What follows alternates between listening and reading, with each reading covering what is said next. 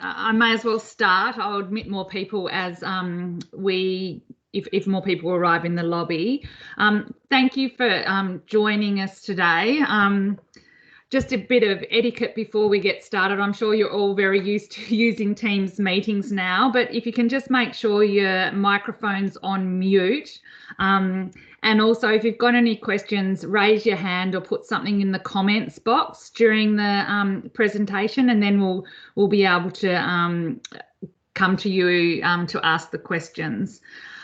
So today's session is really focused on the LGAQ Energy Detective, which was an opportunity that LGAQ raised with us around some opportunities for councils to save money in the energy space. So we thought we would organise a briefing for you so you can have a look at the tool and see whether it might be something that your council might be interested in. I did send an email to general managers last week around another opportunity as well, and that's in relation to council small sites group tenders. Today's session we won't be touching on that, but if you do have questions at the end in relation to that project, I'm more than happy to answer those questions as well. But in terms of that project, we are asking councils to make a decision on whether or not they want to participate in that small sites group tender by close of business on Monday. So if you can just make sure you've had a look at that opportunity, and if you do want to participate, to let us know by close of business on Monday. In relation to the LGAQ Energy Detective, I've got Tim Hill here, who will be presenting on the tool to you. He'll obviously run through what a great job it's done for Queensland councils. So I might pass over to Tim now. Tim, are you able to share a screen and run through the presentation? Yes, yeah, I can share my screen. Thanks for that. Yep. All right. Thanks, Tim. Thanks, Georgia. Tim, I'm from LG SHERLOCK. We're the data analytics arm of the LGAQ, so Local Government Association Queensland. We are a little bit different, as in we obviously look after our members with our data tools, but we've also started offering the tools to the private sector and reaching out to associations like the LGAT. LGAT were the first ones to get back to us and therefore have probably the best deal out of anyone. So what I'll do today is briefly explain where we came from, what we do. And I guess we can do questions at the end if we need. So I'll just share my screen so you get an idea of what I'm talking about.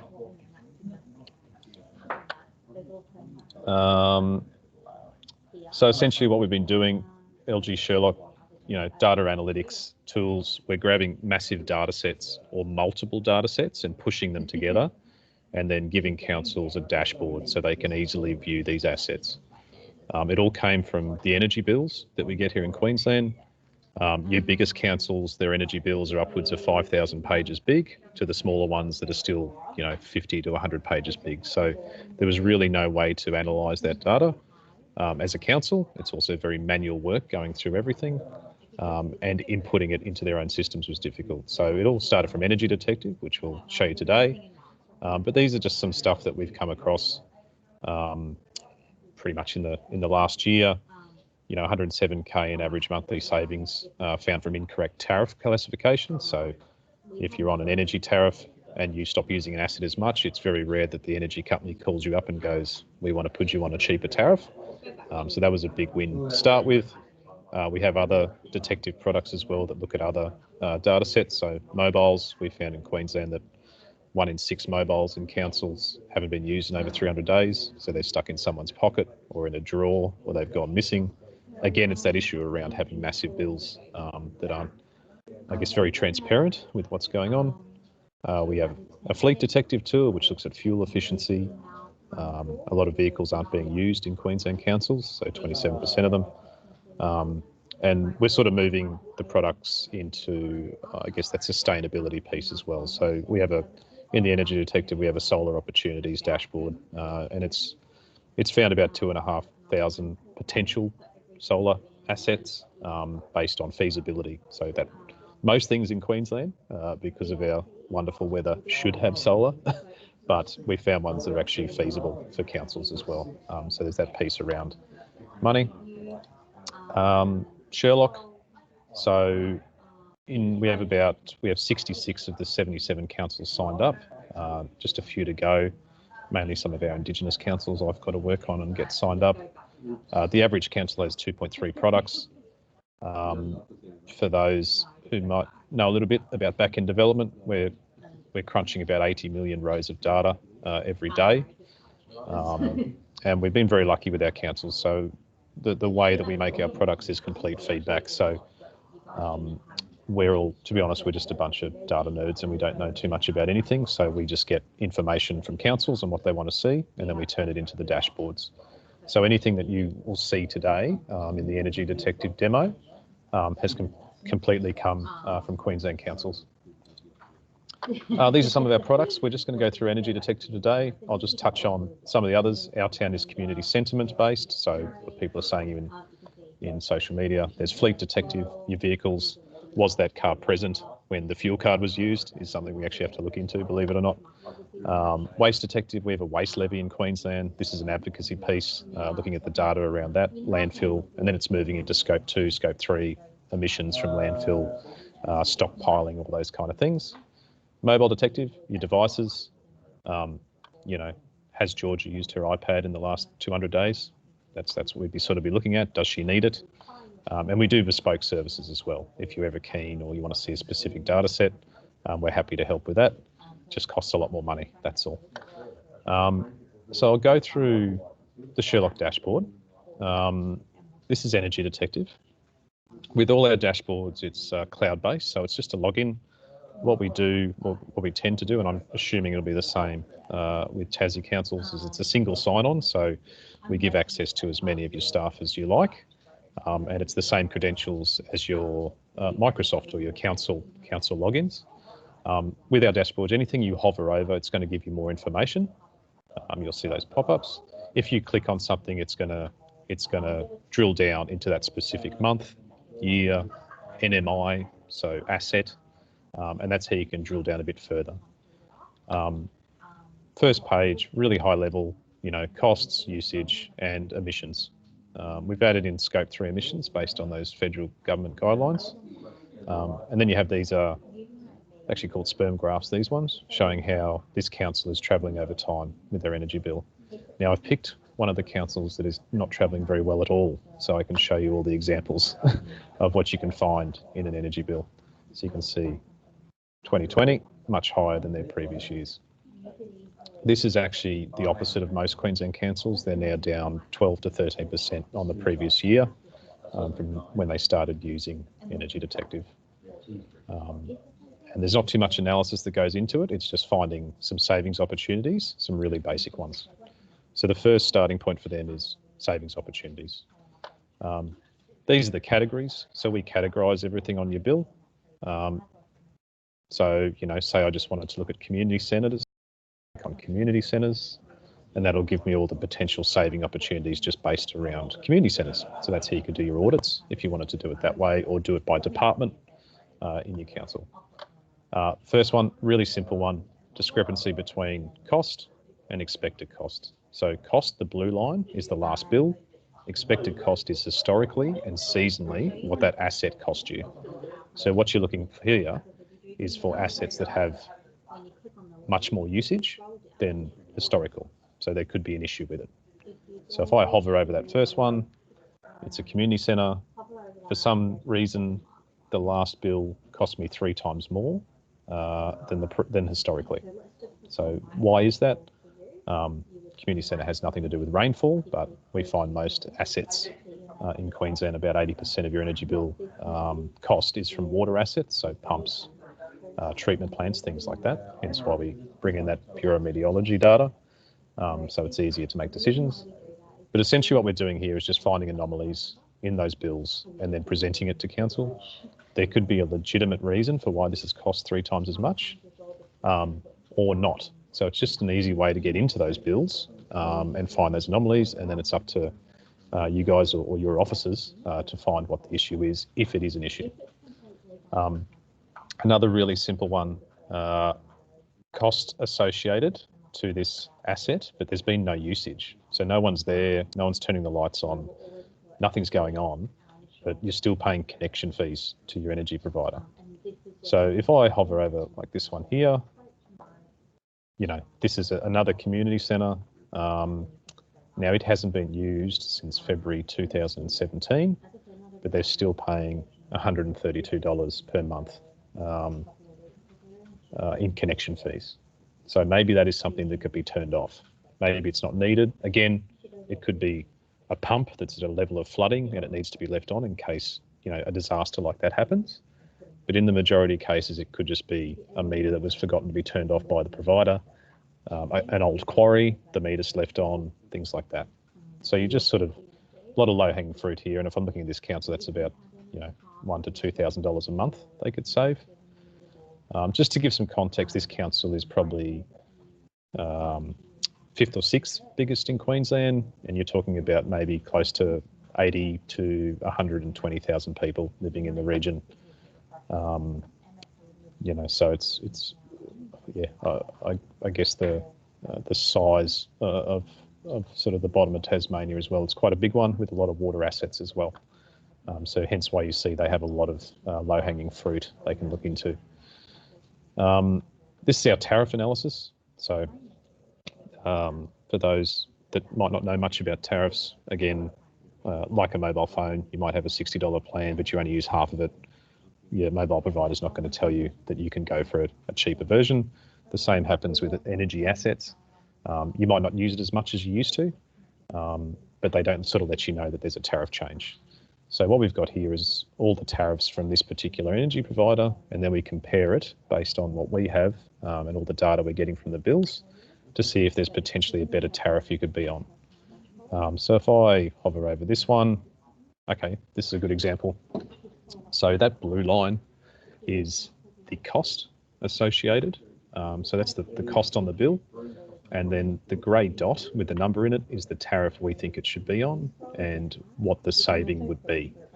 So if we're looking at that there, each quarter, that particular asset, they could be saving about, you know, $4,000 or $5,000 each month, each quarter or each billing period. And with energy providers, it's as easy as picking up the phone and saying, in Queensland anyway, I hope the same's in Tasmania, you can call them up and say, I've a tariff and these are the reasons.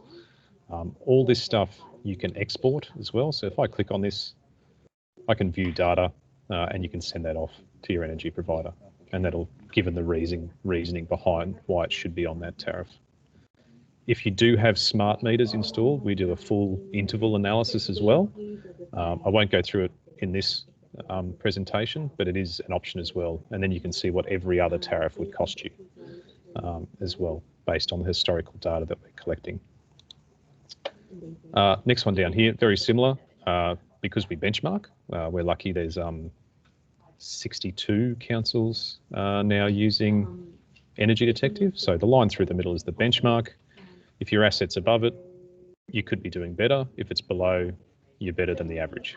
So this might be tariff related, but it also could be the way that the asset maybe is operated. So if I was to hover over here, it doesn't look to seem to be any issue with the tariff there, but for a pumping station of this size, maybe there's some issues around maintenance, hence why it's above the average. Again, just anomaly detection, being able to look into things a bit quicker instead of having to scout through those bills. And what we do is blind benchmarking as well. So this is the same, except your grey dots below. These are all the other council assets, okay? It's never going to say the other council's name, but it does say what it is, who the provider was, you know, all those interesting bits and pieces that, you know, particularly an electrical engineer might want to get into. So that's your savings opportunity page. That's your first point of call. We dive in a bit deeper here. So there's site investigation. Most councils are using an audit. What you're doing here, say we want to have a look at those community centres. I can click on community centre. It's then going to show on my map because it's geolocated. So from the bill, we get all the locations as well and then plot it on maps for you guys. It's going to show up on the map. It then shows all my community centres over time, over history, what their usage, cost is, max demand, rainfall, of course. You can export this as well. But I might want to look into a specific asset. So this is a big one. Must be a big pump or something like that. Community centre, actually, like a bigger. If I click on that, it's going to tell me historically how that particular site's going as well. So that's how I can dive a bit deeper into the analysis. Yep, probably makes sense over school holidays, bit of a pickup, summer holidays, but it gives you an idea of how you're travelling with that particular asset. And if you need to go further into maybe introducing energy efficient light bulbs or anything like that, it's a good starting point for that complete analysis that someone might be doing on an asset. Council comparative, this at the end of the day, this will be kind of up to you guys how many want to join up, and if you do want to benchmark, you can compare certain assets. The ones this particular council likes to compare is its libraries, for obvious reasons. They've got this one that's just through the roof. But you can see here, these are all the libraries, and then they can benchmark against other councils. So the size of the dot represents the square meterage. And then, as you go from left to right, the more expensive it is. This is a great little example. One of the smallest libraries in Queensland. It's only open 2.5 days, but it had one of the biggest energy bills. And essentially when they looked into it, this council, what had happened is the staff had bypassed the controls, and the aircon was left on 24/7, even though it's only open 2.5 days a week. So it used to be a bit further up. I think probably when I showed Georgia, it was about up here, but they're slowly getting it back into the average with the other smaller libraries. Pools as well. They're comparing their pools. We just need the volume from the councils, and then they can compare how their pools are doing. And then this council here is looking, in Queensland, we put our councils into segments. So you can actually benchmark and see how you're going compared to your segment. So coastal, Indigenous, resources, mines, things like that, rural, remote, Southeast Queensland. Good example for us is pretty much anything below this line is a competitive marketplace, so more than one provider. Anything above is the state-controlled ergon energy. So you can see the difference with the competitive marketplace. So this helps us with our advocacy side of things we do at LGAQ, but it also has helped us particularly with Indigenous councils and their ergon bills. The average for Indigenous councils used to be about 35 cents, but just through a few changes and a bit of advocacy work, you can see it's now on average, they're getting much down further. And there's even some competitive marketplaces now for one of our Indigenous councils, which is cool. Updating site details, anything that's you want to change, maybe you put solar on something, you can update it here and it speaks back to the data. It updates that way. Solar opportunities, I'll show you guys, maybe hydro is more relevant for you guys down there, so it might be a different kind of data set we're collecting. But if I'm looking at here, this is just plotting all those potential solar assets for me. So ones that are my low-hanging fruit. It's great for like grants, if you're going for grants or funding, and you want to see like what are your best assets and what you're going to get the best value out of to start with before you go into a further analysis. But we're just showing here anything that's above 25 cents per kilowatt and over 6,000 kilowatts in the period. So the size of like a 3-bedroom house, essentially. What you've got here is they're all plotted. The ones that are higher are probably the best opportunity. So you're paying the most for them. If I click on this Parklands asset here, because we have that Bureau Meteorology data that we're bringing in every day, we've got solar radiance, and therefore we can get solar returns. And then we have this little back of the envelope sort of calculator. So if you knew your feed-in tariff, your wattage per panel, how much roof space you had, and say, you're getting a good deal from the local provider, it's only $100,000. It gives you an idea of your break-even point. Okay. From what we've heard from councils, that's at the moment about 6 to 12 months accuracy. So it's getting pretty good, but it just gives you that idea of when your investment's going to start vesting for you in regards to solar. For the more advanced, when you're getting into you've got rid of a lot of those savings opportunities and you're just monitoring. This is just every single asset. What was a big problem in Queensland, and I'll show you guys now. So I'm just going to filter this by the last time the meter was read. So for this particular council, If I hover over this one, the last time this meter was read by the provider was, 1,600 days ago. And if you look at it, they've got a lot of assets that haven't been read in a long time. So all that time, the energy provider is estimating the cost and usage. And as you guys would know, assets change and their usage changes. So especially with COVID. So how are they estimating that that's the price? And if you look at this particular one, they're estimating the price at $1.60 per kilowatt hour, and hasn't been read again in over 1,600 days. So it's a good way of keeping energy providers on their toes.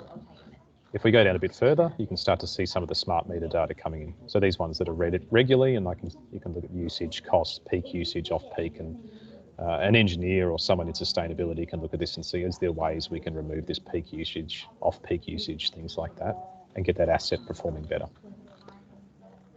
So yeah, that is Energy Detective. Suppose, is there any questions, queries I can answer? Tim, it's Georgia here. I'm wondering whether you can maybe just outline, the cost, the estimated cost of this product to councils. Okay. Yeah. Sure. So the cost is, bear with me, it's 0.00035 of a cent per kilowatt we ingest. So if you're a small council, you're looking, so let's say it's a council of 800 to 1,200 people, so a very small council, Queensland standard, it'd be $30 to $40 a month. This particular council, which I said that population of the 80k plus, you'd be looking at around $550 to $650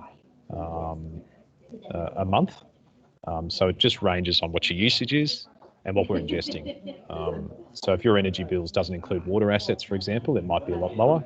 If it's one of those, if you use like an urban utilities, like some councils we do have up here, it could be a lot lower than that. But it's based on that, and then essentially we give you a trial period to test it out, and then it's I think we're going to go with 6 monthly sort of payments. So every 6 months you pay for the service. Okay. And when you mean trial period, so a council would only have to sign up for a little while and trial it, and they could pull out if they didn't feel that it was meeting their needs, or does the council have to sign up for a number of years? No, trial, so free trial, a couple of months. I think a couple of months is pretty fair. Like the thing is, as long as we got access to the bills, and the way we ingest the data is we do third-party agreements with your energy provider. So you would sign off on that, and then the data just automatically comes to us. So there's no issue with you guys ingesting or sending it to us. It can come straight to us. But it is just a month-by-month essential contract, but we do hope to get that 6 month payment for the usage from that bill. Okay, so, but yeah, you can pull out any time, but we do ask for that 6 months in advance. Yeah. Yeah. We've got a question here from Michael. He said, have you also been running water and gas in the same type of system? We've had a crack at water, and then we realised it was a massive project. Okay. For us up here, council weren't collecting data on sort of the age of pipes, the type of pipe use, things like that. That's really important for the asset analysis. So, yeah, we haven't been able to put something together yet. We've got bits and pieces. Again, if Tassie has those kind of data sets, more than happy to look at something. The only thing that really ever harms us is the lack of data, or the lack of data. That's it. With gas, not something we've looked into. Not many councils aren't using too much gas up here. But again, it would be very similar to Energy Detective. If it's in the bill, then we can do a same sort of usage analysis, and it would be very similar. Mm-hmm. Yeah. In Tassie, we don't have as much of a competitive energy market as you do in Queensland. Obviously, if a council has a large site or has gone to tender, then there's a little bit more competitive tension. And I guess we don't have as many tariffs that councils can choose between. There's a time of use tariff versus another type of tariff, but there isn't as much choice. Do you think then the value's still there if we don't have as much competitive tension in Tassie? Yeah, definitely. There's particularly a lot when you first start that just has been missed over time, like the no usage assets. There's also the ability to use the data to prove what you want to happen. So if you are trying to get across to council that there are issues amongst the age of some equipment or the age of some assets, or you might need a more bigger focus on sustainability, this just presents it in the way that you can go after that packet of money or that funding or support. Mm-hmm. There will still be, even if there is only a few tariffs, there will still be some gaps in there. Yeah, and because there are some big assets that you guys operate, you will see a large difference even just from changing from a few. But it also gives you that starting point if you've got one community centre that's through the roof and the other's not, and it's the same sort of usage. Maybe there's the opportunity to look into, as I said, efficiency with light bulbs, how the asset performs, how the human that's operating that community centre performs as well. Are they turning everything on at the same time, and then putting it through that max demand? So it just gives you access to those kind of insights. Yeah, okay. And in terms of if the council was really interested in this and wanted it set up, what sort of time frame is there for LGAQ to sort of get a council up and running? Once we've got access to the data, it's 24 hours. Okay. So the first few councils, if they're keen, we'd probably extend the trial just so we get it more accurate for your part of the world. There might be a difference in the data we're ingesting as well from the energy provider down there. And we would just hope there'd be just a feedback loop coming so that we are presenting what councils want to see as well. Because there will be some nuances that we're not used to because we're miles away from you guys. So Yeah. Does anyone have any more questions they wanted to raise with Tim?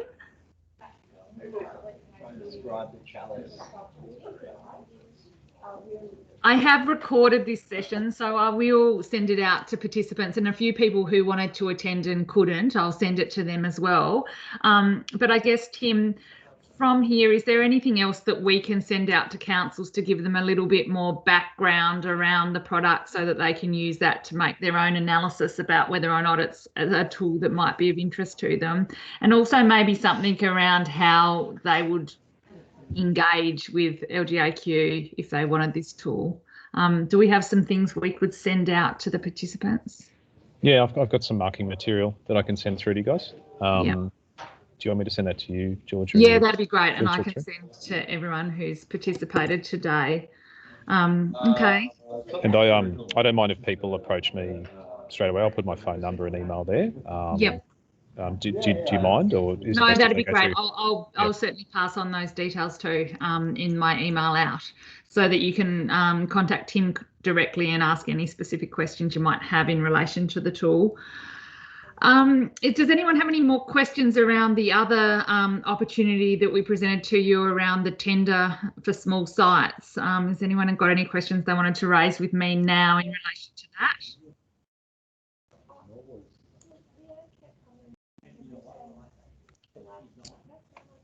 It doesn't look like there's any questions. You can certainly give me a call afterwards or send an email or speak directly to Mark White, who's the consultant that's doing that work.